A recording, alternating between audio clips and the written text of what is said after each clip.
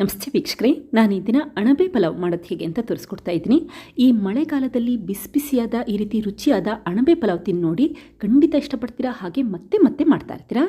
ಹಾಗೆ ನಿಮಗೆ ಈ ವಿಡಿಯೋ ಇಷ್ಟ ಆದರೆ ಪ್ಲೀಸ್ ವಿಡಿಯೋನ ಲೈಕ್ ಮಾಡಿ ಮತ್ತು ಚಾನಲ್ಗೆ ಸಬ್ಸ್ಕ್ರೈಬ್ ಮಾಡಿ. ಈಗ ಮಳೆಗಾಲದ ವಿಶೇಷವಾಗಿ ಅಣಬೆ ಪಲಾವ್ ಮಾಡೋದು ಹೇಗೆ ಅಂತ ನೋಡ್ಕೊಳ್ಳೋಣ ಬನ್ನಿ. ಮೊದಲಿಗೆ ನಾನಿಲ್ಲಿ 200 ಗ್ರಾಮ್ ಅಷ್ಟು ಅಣಬೆ ತೆಗೆದಿಟ್ಕೊಂಡಿದ್ದೀನಿ. ನೀವು ಸೂಪರ್ ಮಾರ್ಕೆಟಲ್ಲಿ ಅಣಬೆ ಕೇಳಿದ್ರೆ ಖಂಡಿತ ಸಿಗುತ್ತೆ. ನಾನಿಲ್ಲಿ ಬಟನ್ಸ್ ಅಣಬೆನ ತೆಗೆದಿಟ್ಕೊಂಡಿದ್ದೀನಿ.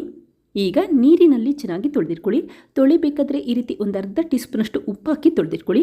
ಹಾಗೆ ಮಣ್ಣಿನಂಶ ಇರುತ್ತಲ್ಲ ಅದನ್ನೆಲ್ಲ ನೀಟಾಗಿ ಕ್ಲೀನ್ ಮಾಡಿಕೊಂಡು ಈ ರೀತಿ ಅಣಬೆನ ತೊಳೆದಿಟ್ಕೊಳ್ಳಿ. ಈಗ ಒಂದು 3ರಿಂದ 4 ಬಾರಿ ನೀರಿನಲ್ಲಿ ಚೆನ್ನಾಗಿ ತೊಳೆದಿಟ್ಕೊಂಡು ನೀರನ್ನು ಶೋಧಿಸಿಟ್ಕೊಂಡಿದ್ದೀನಿ. ನೋಡಿ ನೀಟಾಗಿದೆ. ನಂತರ ಚಾಕುವಲ್ಲಿ ಕಟ್ ಮಾಡ್ಕೊಳ್ತಾ ಇದ್ದೀನಿ. ಸಣ್ಣ ಅಣಬೆ ಆದರೆ ಈ ರೀತಿ 1ರಲ್ಲಿ 2 ಭಾಗ ಮಾಡಿಟ್ಕೊಳ್ಳಿ.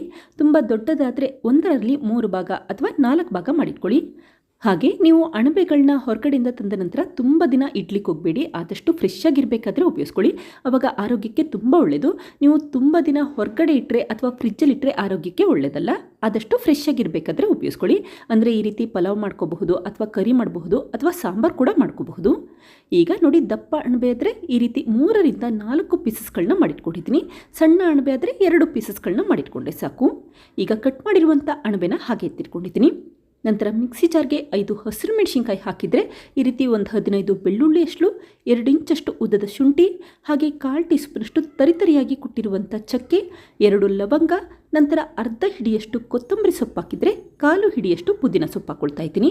ರುಬ್ಬೇಕಾದ್ರೆ ಈ ರೀತಿ ಸ್ವಲ್ಪ ಕೊತ್ತಂಬರಿ ಸೊಪ್ಪು ಹಾಗೆ ಪುದೀನ ಸೊಪ್ಪು ಹಾಕೋದ್ರಿಂದ ಪಲಾವ್ ತುಂಬಾ ರುಚಿಯಾಗಿ ಬರುತ್ತೆ.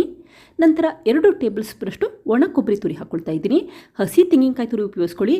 ಹಸಿ ತೆಂಗಿನಕಾಯಿ ತುರಿ ಇಲ್ಲ, ಹಾಗಾಗಿ ನಾನಿಲ್ಲಿ ಸ್ವಲ್ಪ ಒಣ ಕೊಬ್ಬರಿ ಉಪಯೋಗಿಸ್ಕೊಂಡಿದ್ದೀನಿ. ಈಗ ಸ್ವಲ್ಪ ತಣ್ಣೀರನ್ನು ಹಾಕಿ ಆದಷ್ಟು ನುಣ್ಣಗೆ ರುಬ್ಬಿಟ್ಕೊಂಡಿದ್ದೀನಿ. ಇದೇ ಸಮಯದಲ್ಲಿ ಒಂದು ಕುಕ್ಕರ್ಗೆ 4 ಟೇಬಲ್ ಸ್ಪೂನಷ್ಟು ಎಣ್ಣೆ ಹಾಕ್ಕೊಂಡಿದ್ದೀನಿ.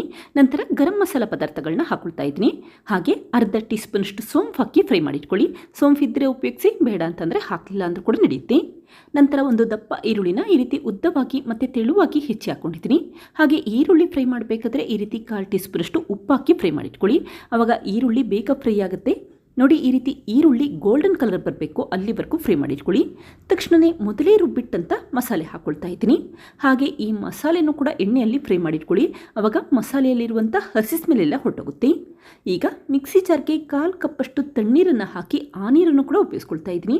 ಈ ಸಮಯದಲ್ಲಿ ಜಾಸ್ತಿ ನೀರು ಹಾಕ್ಲಿಕ್ಕೆ ಹೋಗಬೇಡಿ, ಸ್ವಲ್ಪ ಅಷ್ಟೇ ನೀರು ಹಾಕ್ಕೊಳ್ಳಿ. ನಂತರ ಈ ಮಸಾಲೆನ ಬೇಲಿಕ್ಕೆ ಇಟ್ಕೊಳ್ತಾ ಇದ್ದೀನಿ. ನೋಡಿ, ಮಸಾಲೆಯಲ್ಲಿರುವಂಥ ಹಸಿ ಸ್ಮೆಲ್ಲೆಲ್ಲ ಹೊರಟೋಗಬೇಕು ಮತ್ತು ಈ ರೀತಿ ಎಣ್ಣೆ ಬಿಡಲಿಕ್ಕೆ ಶುರುವಾಗಬೇಕು. ಆವಾಗ ಮಸಾಲೆ ಚೆನ್ನಾಗಿ ಬೆಂದಿದೆ ಅಂತ ಅರ್ಥ. ನಂತರ ಒಂದು ದಪ್ಪ ಟೊಮ್ಯಾಟೊನ ಸಣ್ಣದಾಗಿ ಹೆಚ್ಚಿ ಹಾಕ್ಕೊಂಡಿದ್ದೀನಿ. ಹಾಗೆ 1 ಟೀ ಸ್ಪೂನಷ್ಟು ಅಚ್ಚಕಾರದ ಪುಡಿ, 1/4 ಟೀ ಸ್ಪೂನಷ್ಟು ಅರಿಶಿನ ಪುಡಿ ಹಾಕ್ಕೊಂಡಿದ್ದೀನಿ. ನಿಮಗೆ ಖಾರ ಎಷ್ಟು ಬೇಕೋ ಅಷ್ಟು ಪ್ರಮಾಣದಲ್ಲಿ ಅಚ್ಚಕಾರದ ಪುಡಿ ಮತ್ತು ಹಸಿರು ಮೆಣಸಿನ್ಕಾಯಿ ಉಪಯೋಗಿಸ್ಕೊಳ್ಳಿ. ಇಷ್ಟೇ ಉಪಯೋಗಿಸ್ಬೇಕು ಅಂತೇನಿಲ್ಲ.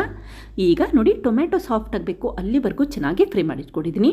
ನೋಡಿ, ಈಗ ಟೊಮೆಟೊ ಸಾಫ್ಟ್ ಆಗಿದೆ ಮತ್ತು ಎಣ್ಣೆ ಬಿಡಲಿಕ್ಕೆ ಶುರುವಾಗ್ತಾ ಇದೆ. ಯಾವಾಗ ಈ ರೀತಿ ಮಸಾಲೆ ಎಲ್ಲ ಚೆನ್ನಾಗಿ ಬೆಂದಿರುತ್ತೆ ಆವಾಗಷ್ಟೇ ಮೊದಲೇ ಕಟ್ ಮಾಡಿಟ್ಟಂಥ ಮಶ್ರೂಮ್ ಅಥವಾ ಅಣಬೆ ಹಾಕ್ಕೊಂಡಿದ್ದೀನಿ. ಈಗ ಮತ್ತೆ ಒಂದ್ಸರಿ ನೀಟಾಗಿ ಮಿಕ್ಸ್ ಮಾಡ್ಕೊಳ್ತಾ ಇದ್ದೀನಿ. ಈ ರೀತಿ ಮಸಾಲೆ ಎಲ್ಲ ಅಣಬೆಗೆ ಅಂಟಬೇಕು, ಅಲ್ಲಿವರೆಗೂ ಮಿಕ್ಸ್ ಮಾಡಿಟ್ಕೊಳ್ಳಿ. ಕೊನೆಯದಾಗಿ ರುಚಿಗೆ ತಕ್ಕಷ್ಟು ಉಪ್ಪು ಹಾಕ್ಕೊಳ್ತಾ ಇದ್ದೀನಿ. ಈರುಳ್ಳಿ ಫ್ರೈ ಮಾಡಬೇಕಾದ್ರೆ ಸ್ವಲ್ಪ ಉಪ್ಪು ಹಾಕಿರೋದ್ರಿಂದ ಈಗ ನೋಡಿಕೊಂಡು ನಿಮಗೆ ಎಷ್ಟು ಬೇಕೋ ಅಷ್ಟು ಮಾತ್ರ ಉಪ್ಪು ಹಾಕ್ಕೊಳ್ಳಿ. ಈ ರೀತಿ 1-2 ನಿಮಿಷ ಚೆನ್ನಾಗಿ ಮಿಕ್ಸ್ ಮಾಡ್ಕೊಳ್ತಾ ಇರಿ. ನಂತರ ಅಷ್ಟೇ 4 ಕಪ್ಪಷ್ಟು ತಣ್ಣೀರು ಹಾಕ್ಕೊಳ್ತಾ ಇದ್ದೀನಿ. ಈಗ ಒಂದು 3 ಟೇಬಲ್ ಸ್ಪೂನಷ್ಟು ಸಣ್ಣದಾಗಿ ಹೆಚ್ಚಿರುವಂಥ ಕೊತ್ತಂಬರಿ ಸೊಪ್ಪು ಹಾಕ್ಕೊಂಡಿದ್ದೀನಿ. ನಂತರ ಒಂದ್ಸರಿ ಮಿಕ್ಸ್ ಮಾಡಿಕೊಂಡು ಈ ಮಸಾಲೆ ನೀರನ್ನು ಕುದಿಲಿಕ್ಕೆ ಹಾಗೆ ಇಟ್ಬಿಡಿ. ಯಾವಾಗ ಮಸಾಲೆ ನೀರು ಚೆನ್ನಾಗಿ ಕುದಿಲಿಕ್ಕೆ ಶುರುವಾಗುತ್ತೆ ಆವಾಗ 2 ಕಪ್ಪಷ್ಟು ಅಕ್ಕಿ ಹಾಕ್ಕೊಳ್ತಾ ಇದ್ದೀನಿ. ನಾನಿಲ್ಲಿ ಸೋನಾ ಮಸೂರಿ ಅಕ್ಕಿ ಉಪಯೋಗಿಸಿರೋದ್ರಿಂದ 2 ಕಪ್ಪಷ್ಟು ಅಕ್ಕಿಗೆ 4 ಕಪ್ಪಷ್ಟು ನೀರು ಉಪಯೋಗಿಸ್ಕೊಂಡಿದ್ದೀನಿ. ಈಗ ನೋಡಿ, ಮತ್ತೆ ಒಂದ್ಸರಿ ನೀಟಾಗಿ ಮಿಕ್ಸ್ ಮಾಡಿಟ್ಕೊಂಡಿದ್ದೀನಿ. ನಂತರ ಲಿಡ್ ಕ್ಲೋಸ್ ಮಾಡಿಕೊಂಡು 2 ವಿಷಲ್ ಕೂಗಿಸ್ಕೊಳ್ತಾ ಇದ್ದೀನಿ.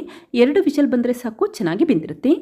ಈಗ ತಕ್ಷಣವೇ ಸ್ಟವ್ ಆಫ್ ಮಾಡಿಕೊಂಡು ಕುಕ್ಕರ್ನ ತಣ್ಣಗಾಗಲಿಕ್ಕೆ ಹಾಗೆ ಇಟ್ಟಿದ್ದೀನಿ. ನೋಡಿ, ಕುಕ್ಕರ್ ಚೆನ್ನಾಗಿ ತಣ್ಣಗಾದ ನಂತರ ನಿಧಾನಕ್ಕೆ ಲಿಡ್ ಓಪನ್ ಮಾಡಿಟ್ಕೊಂಡಿದ್ದೀನಿ. ಈಗ ನೋಡಿ, ಅಣಬೆ ಪಲಾವ್ ರೆಡಿಯಾಗಿದೆ. ನಂತರ ಒಂದ್ಸರಿ ಮಿಕ್ಸ್ ಮಾಡ್ಕೊಳ್ತಾ ಇದ್ದೀನಿ. ಹಾಗೆ ಮಿಕ್ಸ್ ಮಾಡಬೇಕಾದ್ರೆ ಬೇಗ ಬೇಗ ಮಿಕ್ಸ್ ಮಾಡಲಿಕ್ಕೆ ಹೋಗಬೇಡಿ ಮತ್ತು ತುಂಬ ಸಮಯ ಮಿಕ್ಸ್ ಮಾಡ್ತಾನೆ ಇರಬೇಡಿ. ಆವಾಗ ಅಣಬೆಗಳು ಕಟ್ಟಾಗೋ ಚಾನ್ಸಸ್ ಇರುತ್ತೆ. ಈ ರೀತಿ ಒಂದ್ಸರಿ ನಿಧಾನಕ್ಕೆ ಮಿಕ್ಸ್ ಮಾಡಿಟ್ಕೊಂಡೆ ಸಾಕು. ಈಗ ಮಾಡಿಟ್ಟಂಥ ಈ ಮಶ್ರೂಮ್ ಪಲಾವ್ನ ಒಂದು ಪ್ಲೇಟ್ಗೆ ಸರ್ವ್ ಮಾಡ್ಕೊಳ್ತಾ ಇದ್ದೀನಿ. ನೀವು ದೊನ್ನೆ ಬಿರಿಯಾನಿ ತಿಂದಿದ್ರೆ ಅದೇ ರೀತಿ ತುಂಬಾ ರುಚಿಯಾಗಿರುತ್ತೆ. ಒಂದ್ಸರಿ ಟ್ರೈ ಮಾಡಿ ನೋಡಿ, ಖಂಡಿತ ಮತ್ತೆ ಮಾಡ್ತೀರಾ. ನೋಡಿದ್ರಲ್ಲ ಫ್ರೆಂಡ್ಸ್, ಎಷ್ಟು ಸುಲಭವಾಗಿ ಮಳೆಗಾಲದ ವಿಶೇಷವಾಗಿ ಅಣಬೆ ಪಲಾವ್ ಯಾವ ರೀತಿ ಮಾಡಿದೆ ಅಂತ ಗೊತ್ತಾಯ್ತಲ್ವಾ. ನೀವು ಕೂಡ ಟ್ರೈ ಮಾಡಿ ನೋಡಿ, ಮನೆಯವ್ರಿಗಂತೂ ತುಂಬ ಇಷ್ಟ ಆಗುತ್ತೆ. Thank you. ಲೈಕ್ ಮಾಡಿ ಮತ್ತು ಸಬ್ಸ್ಕ್ರೈಬ್ ಮಾಡಿ.